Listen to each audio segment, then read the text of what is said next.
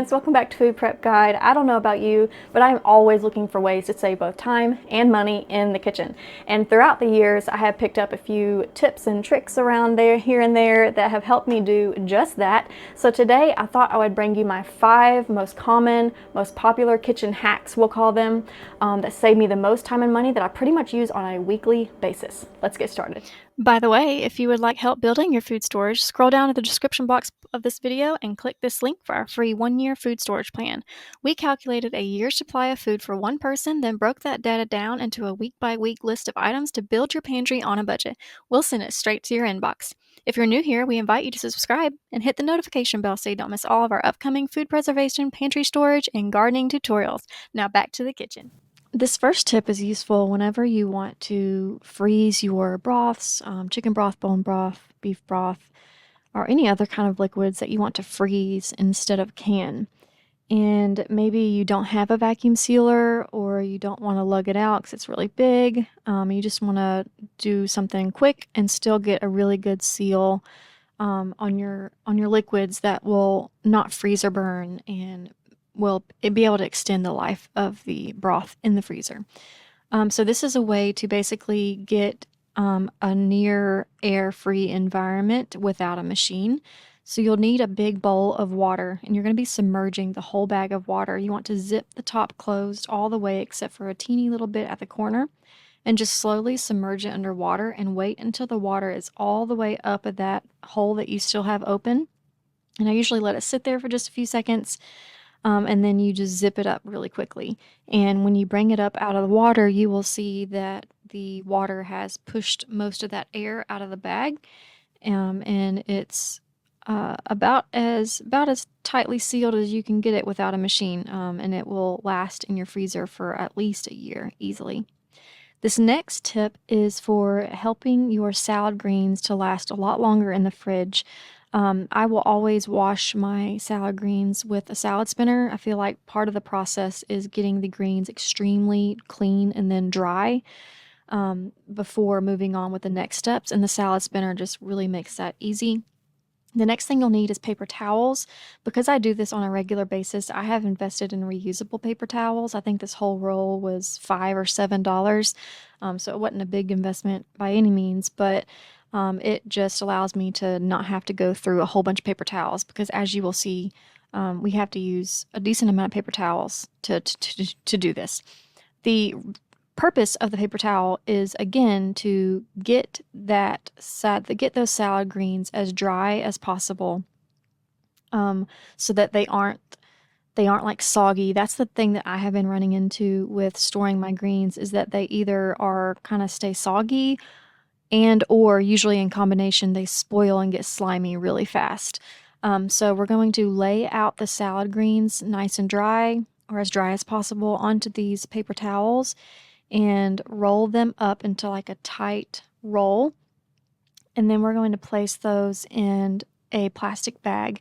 Similarly to the reusable paper towels, I have invested in reusable plastic bags because of how many of these I go through when I am harvesting salad greens from our garden. I try to stack multiple rolls in one bag before moving on to the next step. And moving on to the next step is just simply removing as much air as possible by then rolling the bag over on top of itself. And, we're not vacuum sealing it, but we're just removing as much air as possible before we seal it up. And you'll see when I lift it up that a lot of the air is kind of suctioned around those paper towels. So this is just a great way to get it moisture-free and air-free. Not completely air-free, but just last a good bit longer in the fridge. I have been able to enjoy about 6 weeks using this method. So moving on to tip number 3, and that is making all of our own sugars from just plain white sugar. This first one that I'm showing you is powdered sugar. And for powdered sugar, you will need arrowroot powder. Some people use cornstarch instead. We just try not to use any kind of GMO-based corn products as little as possible. And so arrowroot powder really is an excellent alternative to cornstarch, but you can certainly use cornstarch as well. And what you need to do is mix your sugar with a little bit of arrowroot powder or cornstarch and blend it up. You can do this. The ratio between the sugar and the powder isn't super duper important, but in general, I'm going to be adding a tablespoon of arrowroot powder to 1 cup of sugar, and I'm doing multiple cups here, so you saw me use multiple tablespoons. And then you just need to blend it up. You can use a NutriBullet, you can use a regular blender.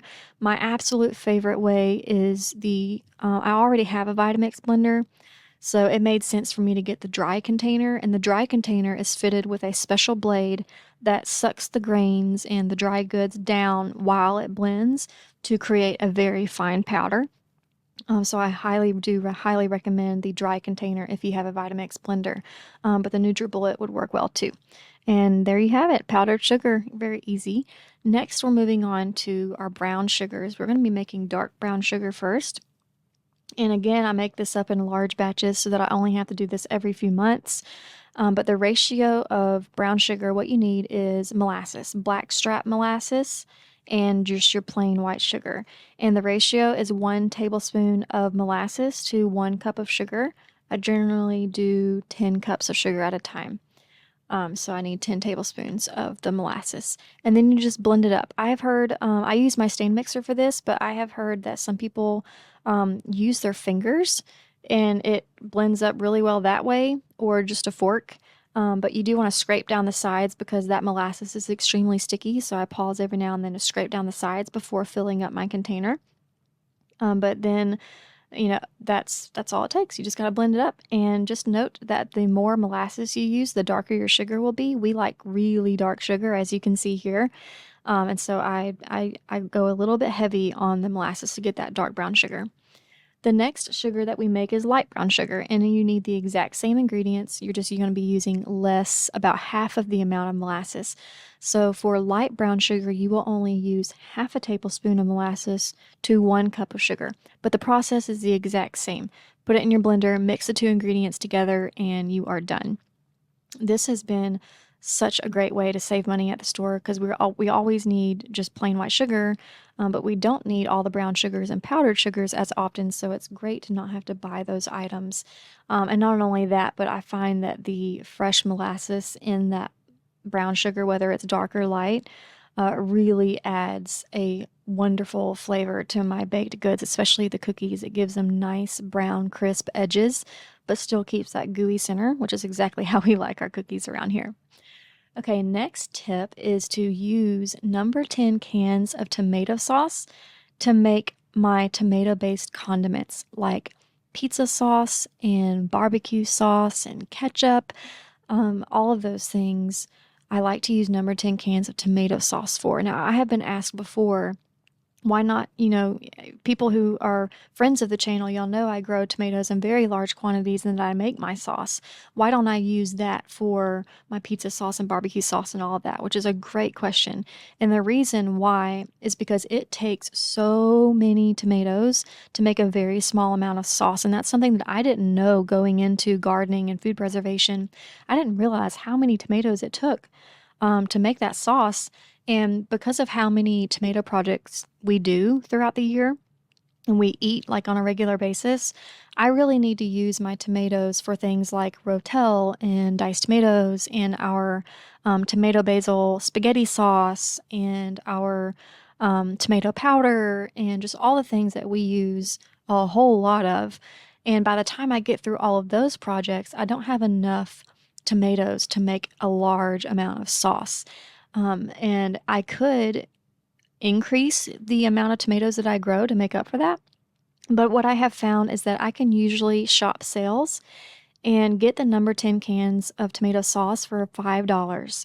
And to me, $5 is so worth not having to grow an exponentially larger amount of tomatoes than I already do, because that's space, that's time, that's fertilizer.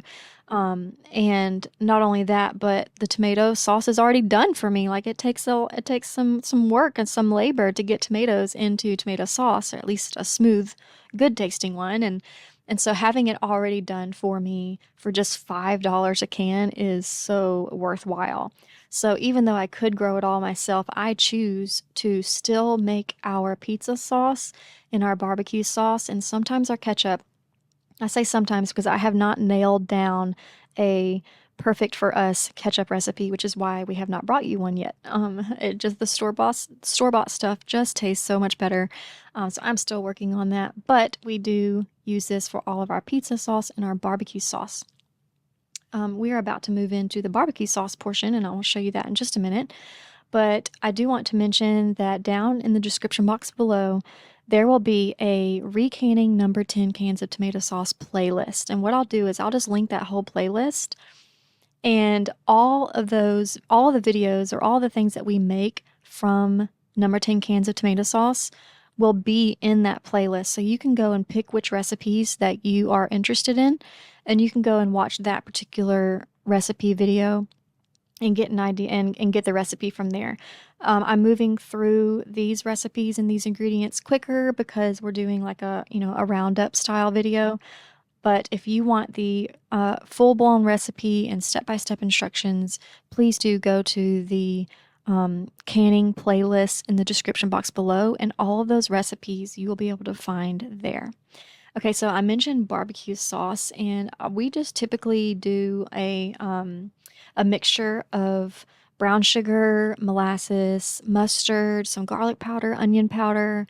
I can't remember all the ingredients right now, but one thing I will note is that I have noticed I have still not nailed the amount of molasses in our in our barbecue sauce. We like a slightly sweet, kind of like the honey style barbecue sauce that you would get at the store. That's kind of our preferred type of sauce.